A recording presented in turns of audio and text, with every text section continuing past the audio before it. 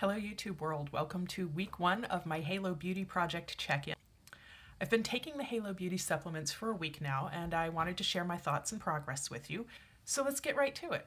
The first thing that most people are going to be curious about is whether or not I've had any problems or adverse effects, and I have been keeping a log as I've gone through this week of anything that comes up that may or may not be related.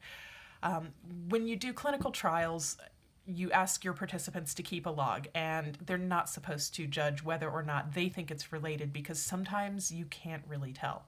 I do know that this has represented a bit of a change in my, in my dietary intake of certain vitamins and other components that are in these supplements. So I've had a little bit of breakout, not much. I had one zit on my nose on Tuesday. That was minor and gone very quickly. And I've had some minor breaking out around the edges of my mouth and chin, which again has been relatively minor and hasn't really flared up and gotten bad. I'm a little concerned that may be related to the increased vitamin D, but I guess only time will tell on that.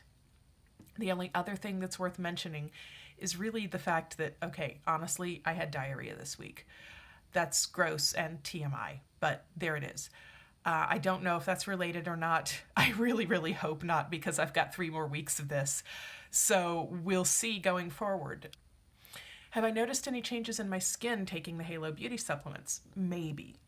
Part of me thinks this is wishful thinking, but I swear my shoulders feel softer, and so do my legs, and I didn't really expect that a week in. I do. I think part of that might be wishful thinking, but part of it might not. I guess we'll see. I don't really notice any changes in the texture of my facial skin, and I certainly don't see any improvements yet in things like fine lines or wrinkles. It's way too early to tell anything about nails, and realistically, I've got polish on them right now anyway. What's been the hardest part about this journey so far? It's only 1 week in, and consistency. Honestly, I am not a routine person. I actually hate routine. I realize it's really popular. A lot of people love routine. I'm just not one of those people. I find it trapping, boring, imprisoning. I hate routine. I guess the other thing that I've noticed in this journey so far is that I've felt strangely energetic. I mean, actually good. Good in a way that I don't usually feel good, like physically kind of almost perky, I dare say, and that's an uncommon feeling for me. I kind of don't hate it. I don't know if that's related to the B vitamin levels in the supplements. It might be, it might not. Some history with B vitamins has taught me that's a distinct possibility. And it may just be because of the thing that I hate the most about this journey, which is the consistency part. I have been working, if you've looked at my blog, which so far nobody has, but that's okay. If you've looked at my blog, or if you do go look at my blog, you'll find out all the things that I am keeping consistent through this process, but it's diet, exercise, and skincare primarily.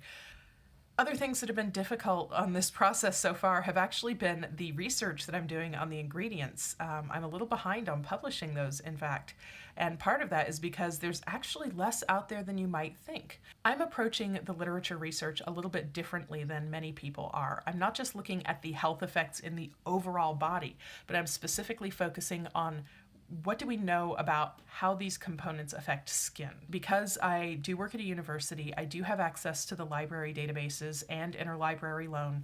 Paywalls are not a huge barrier for me. Any articles where I can't see the original data and figures and tables are not considered. The 1 hour of research where I look up articles and summarize what I find isn't the part that's taking so much time. It's actually trying to collect those thoughts and write them out in a more cohesive form. I can actually read and take notes pretty quickly, even on scientific articles, because I've had a lot of experience doing that. I am probably missing a fair amount of research out there. I know that. It's not intended to be a comprehensive review. I have a job. This is my hobby. That is about where I leave off, I guess, for this week. I will now be taking my before and after photos.